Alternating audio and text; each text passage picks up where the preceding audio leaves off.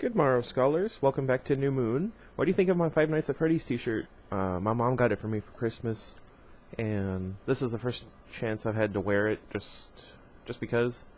So I kind of feel like playing Five Nights at Freddy's again, just because I have the shirt on. Anyway, before I get distracted, I bought a lot of games off of the Steam sale, so hopefully we can start playing. Let me know if you're interested in The Walking Dead. I got the Telltale game, I think it is. Wait, no, I said I didn't want to get distracted. Okay, we are in Chapter 16, Paris, page 363. At that moment, my head broke the surface. How disorienting. I'd been sure I was sinking. The current wouldn't let up. It was slamming me against more rocks. They beat against the center of my back sharply, rhythmically, pushing water from my lungs. Well, that's good. It gushed out in an amazing volume. Absolute torrents pouring from my mouth and nose. Ugh. The salt burned, and my lungs burned, and my throat was too full of water to catch a breath. And the rocks were hurting my back. Somehow I stayed in one place, though the waves still heaved me around. I couldn't see anything but water everywhere. Reaching for my face. Breathe, a voice wild with anxiety ordered. And I felt a cruel stab of pain when I recognized the voice, because it wasn't Edward's. I could not obey. The waterfall pouring from my mouth didn't stop long enough for me to catch a breath. The black, icy water filled my chest, burning. The rocks smacked against, or into my back again, right between my shoulder blades. Ah, I can feel it. And another volley of water choked its way out of my lungs. Breathe, Bella, come on, Jacob begged. Black spots bloomed across my vision, getting whiter and whiter, blocking out the light. That happens to me sometimes, just when I'm not doing anything, or this one time when I was doing crunches. Anyway. The rock struck me again. The rock wasn't cold like the water, it was hot on my skin. I realized it was Jacob's hand trying to beat the water from my lungs. The iron bar that had dragged me from the sea was also warm. My head whirled, the black spots covered everything.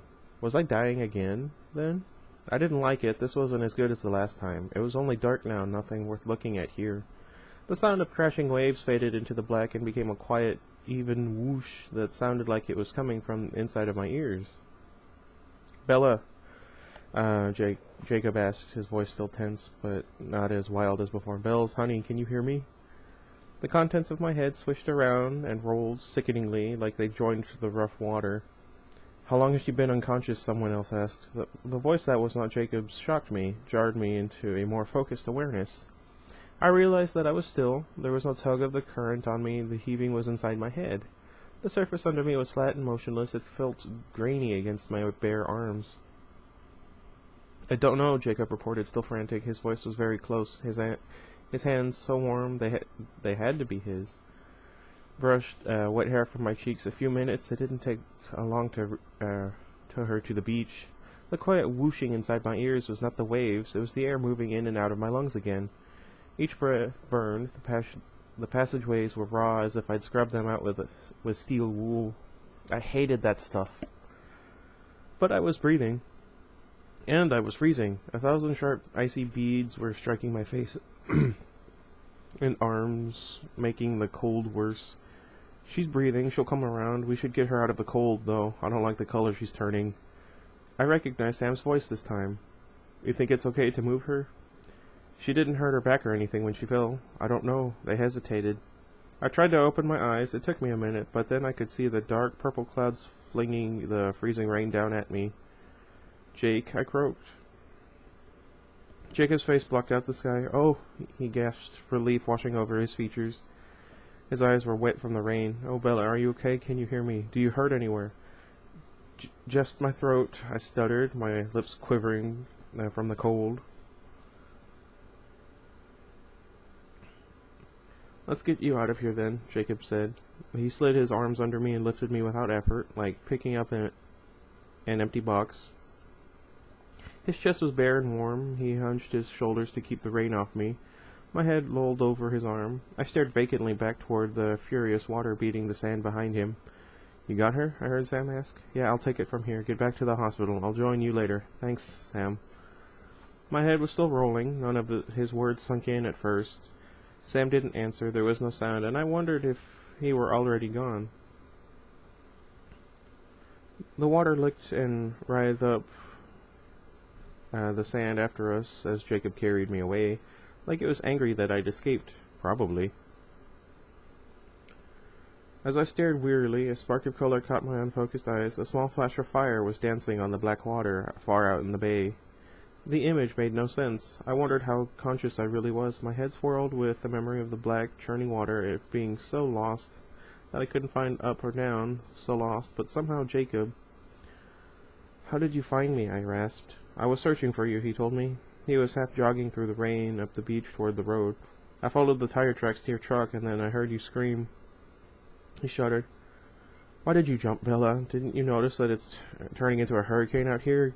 Could you have waited for me?" Anger filled his tone as the relief faded. "Sorry," I muttered. "It was stupid." "Yeah, it was really stupid," he agreed, drops of rain shaking free of his hair as he nodded. "Look, do you mind saving the stupid stuff for when I'm around? I won't be able to concentrate if I think you're jumping off cliffs behind my back." "Sure," I agreed. "No problem." I sounded like a chain smoker. I tried to clear my throat and then winced. The throat clearing felt like stabbing a knife down there.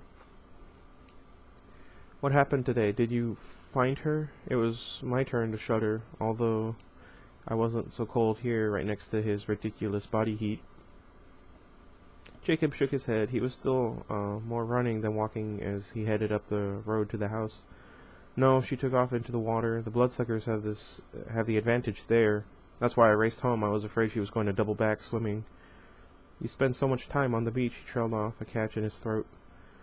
"Sam came back with you. Is everyone else home too?" I hope they weren't still out searching for her. "Yeah, sort of." I tried to read his expression, squinting into the hammering rain. His eyes were tight with worry or pain. The words that hadn't made sense before suddenly did. "You said hospital before to Sam. Is someone hurt? Did she fight you?" My voice jumped up an octave, sounding strange with the hoarseness. No. When we got back, Em was waiting with the news." "It's Harry Clearwater. Harry had a heart attack this morning." "Harry?" I shook my head, trying to absorb what he was saying. "Oh no, does Charlie know?" I liked Harry, even if we didn't get to see much of him.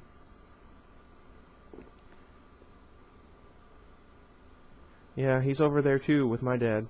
Is Harry going to be okay?" Jacob's eyes tightened again. "It doesn't look so great right now." Abruptly, I felt really sick with guilt. Truly horrible about the brainless cliff dive. Nobody needed to be worrying about me right now. What a stupid time to be reckless. "What can I do?" I asked. At that moment, the rain stopped. I hadn't realized we were already back to Jacob's house until he walked through the door. The storm pounded against the roof. "You can stay here," Jacob said as he dumped me on the short couch. "I mean it, right here. I'll get you some dry clothes." I let my eyes adjust to the dark room while Jacob banged around in his bedroom. The cramped front room seemed so empty without Billy, almost desolate. It was strangely ominous, probably just because I knew where he was. Jacob was back in seconds. He threw a pile of gray cotton at me. "These will be huge on you, but it's the best I've got. Or step outside so you can change." "Don't go anywhere. I'm too tired to move yet. Just stay with me." Jacob sat on the floor next to me, his back against the couch. I wondered when he'd slept last. He looked exhausted as I felt.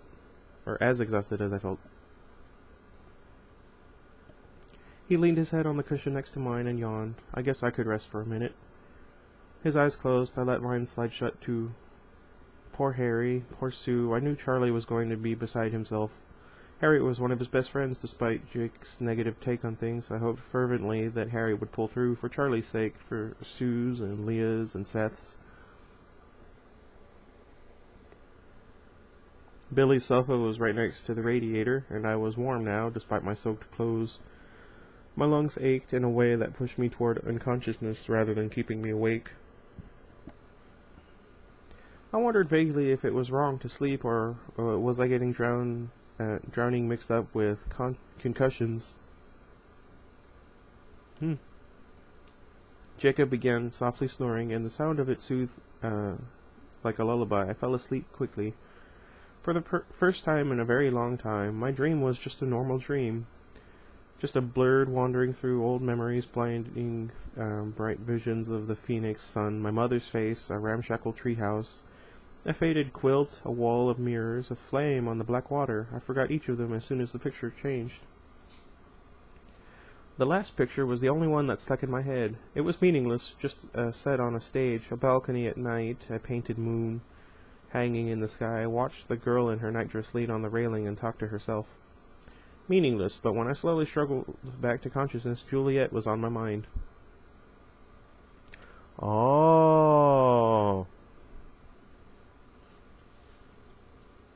Jacob was still asleep. He'd slumped down to the floor, and his breathing was deep and even.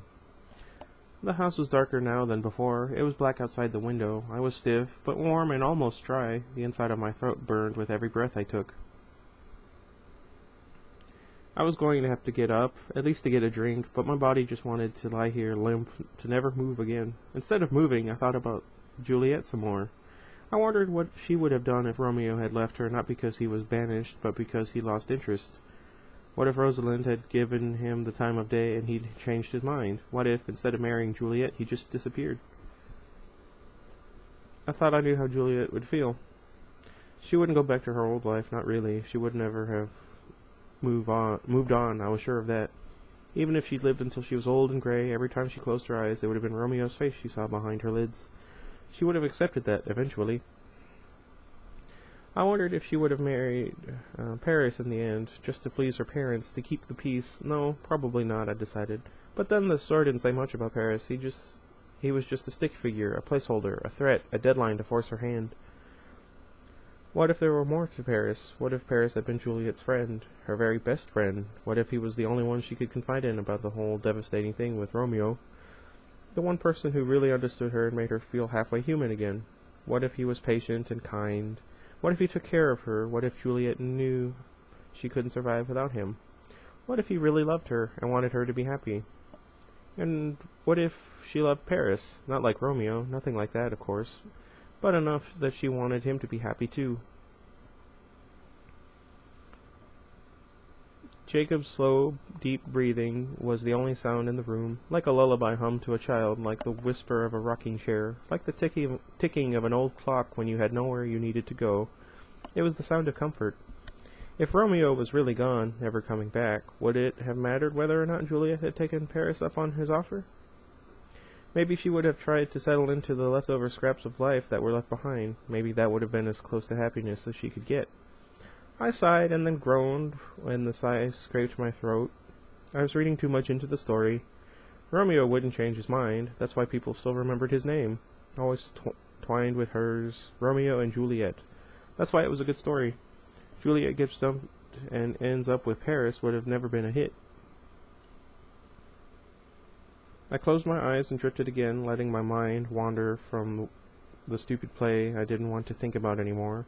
I thought about reality instead, about jumping off the cliff and what a brainless mistake that had been. And not just the cliff, but the motorcycles and the whole irresponsible Evel Knievel bit.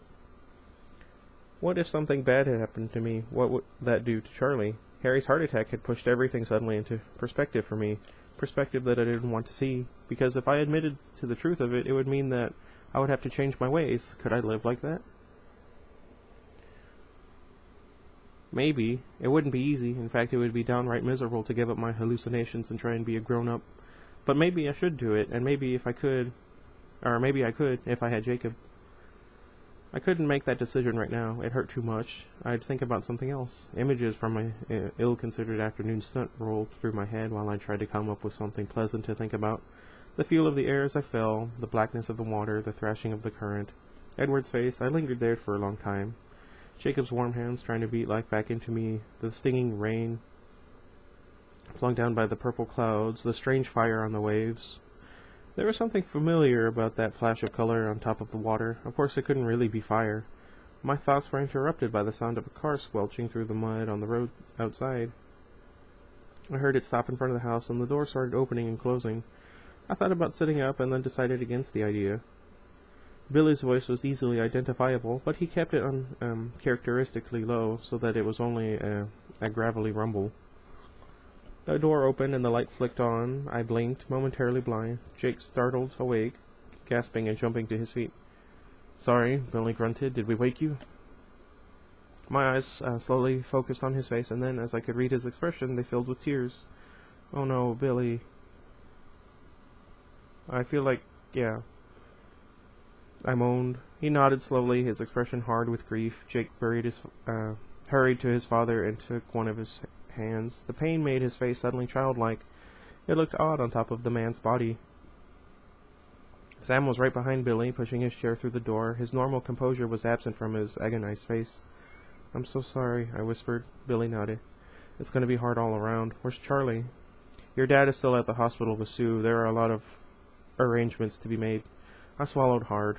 I'd better get back there, Sam mumbled, and he ducked hastily out the door. Some people just can't be around other people when they're grieving. Billy pulled his hand away from Jacob, and then he rolled himself through the kitchen toward his room.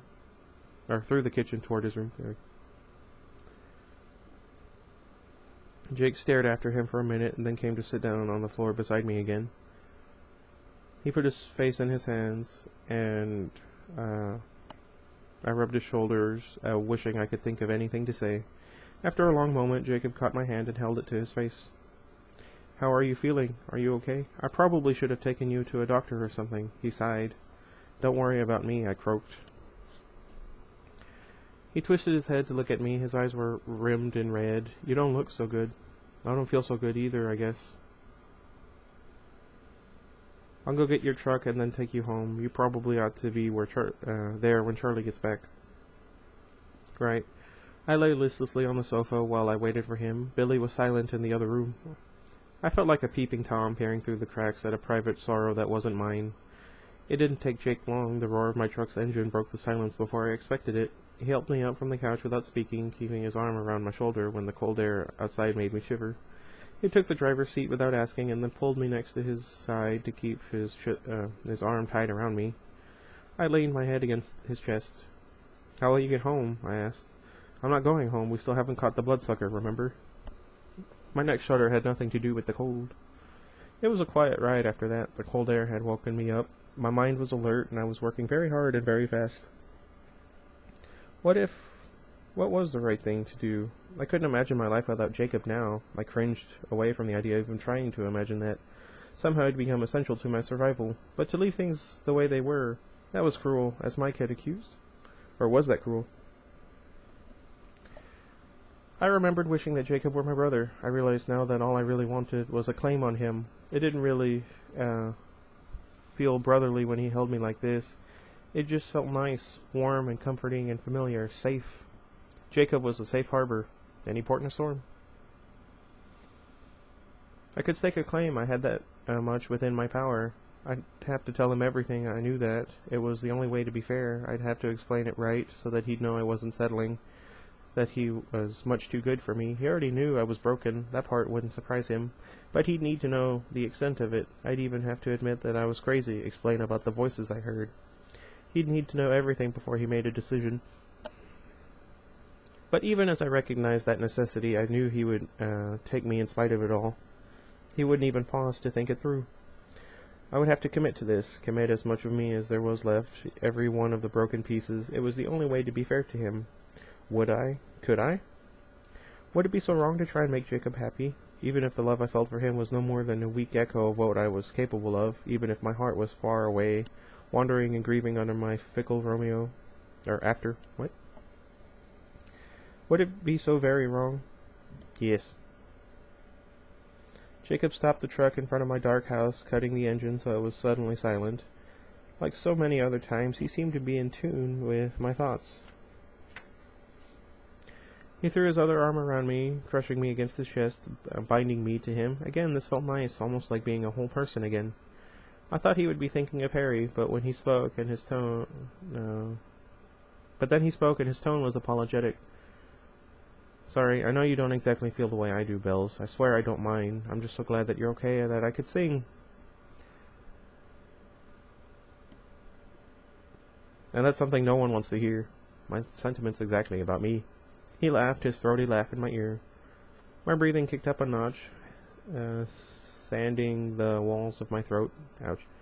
Wouldn't Edward, indifferent as he might be, want me to be as happy as possible under the circumstances? Wouldn't enough friendly emotion linger for him to want that much for me? I thought he would. He wouldn't begrudge me of this, giving just a small bit of the love he didn't want to my friend Jacob. After all, it wasn't the same love at all. Jake pressed his warm cheek against the top of my hair. If I turned my face to the side, if I pressed my lips against his bare shoulder, I knew without any doubt exactly what would follow. It'd be very easy. There would be no need for explanations tonight. But could I do it? Could I betray my absent heart to save my pathetic life? Butterflies assaulted my stomach as I thought about turning my head. And then, as clearly as if I were in immediate danger, Edward's velvet voice whispered in my ear. "Be happy," he told me. I froze. Jacob felt me stiffen and released me automatically, reaching for the door. "Wait," I wanted to say, "just a minute," but I was still locked in place, listening to the echo of Edward's voice in my head. Storm-cooled air blew through the cab of the truck. "Oh!" The breath whooshed out of Jacob like someone had punched him in the gut. "Holy..." Never mind.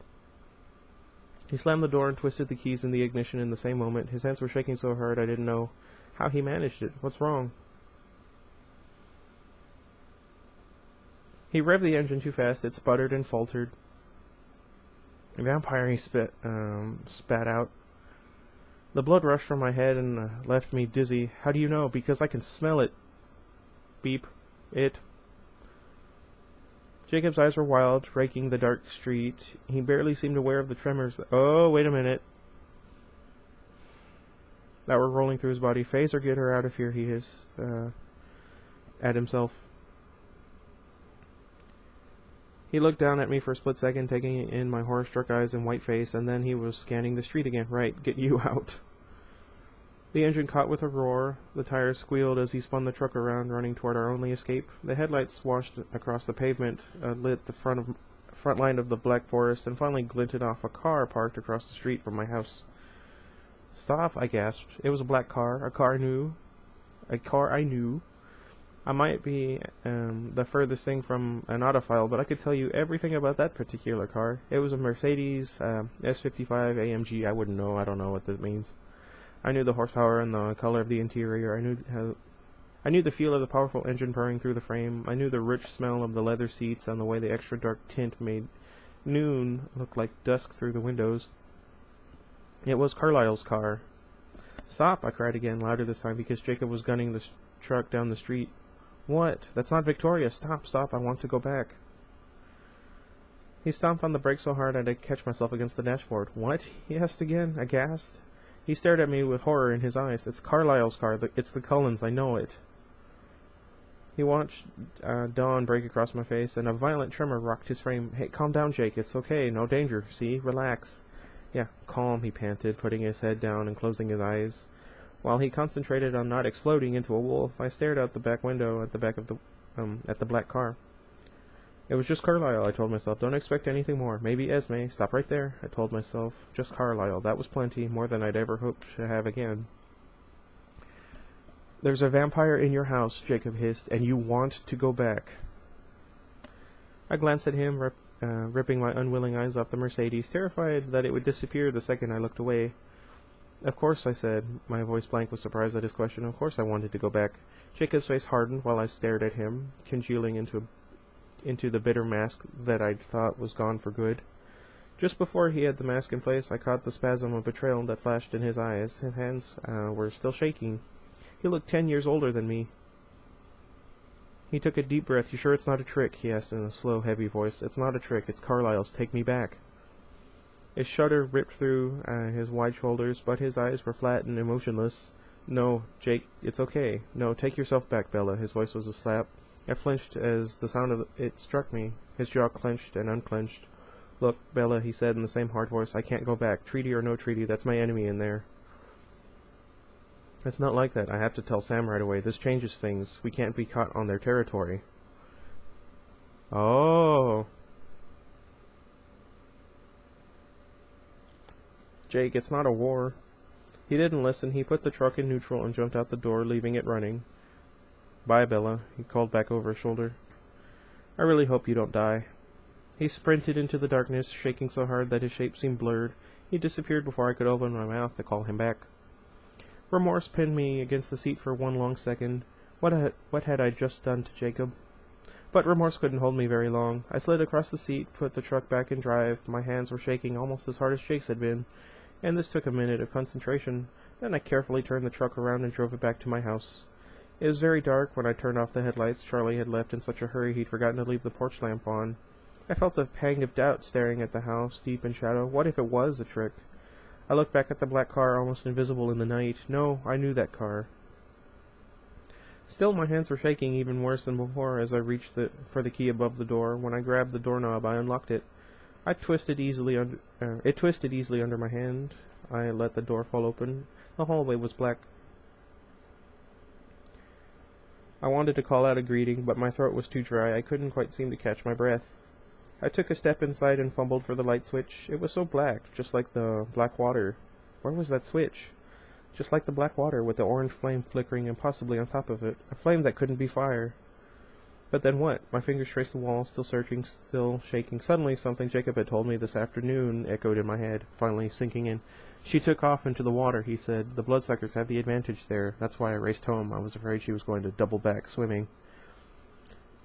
My hand froze in its searching. My whole body froze into place as I realized why I had recognized the strange orange color on the water. Victoria's hair blowing wild in the wind, the color of fire. She'd been right there in the harbor with me and Jacob. If Sam hadn't been there, if it had just been the two of us, I couldn't breathe or move. The light flicked on, though my frozen hand still had not found the switch. I blinked into the sunlight and saw that someone was there, waiting for me. Dun dun dun.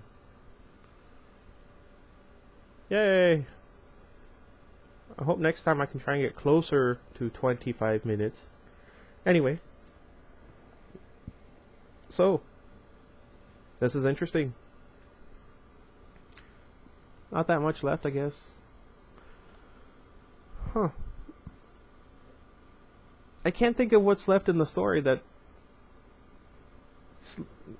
can be said, because she kind of... I feel like she's writing 3 different stories all in one book, and they kind of take away from each other. Once I'm done, I think I might go with an in-depth review on this. Evidently, this is a special edition. I don't know. Anywho, thank you guys for watching. Let me know if,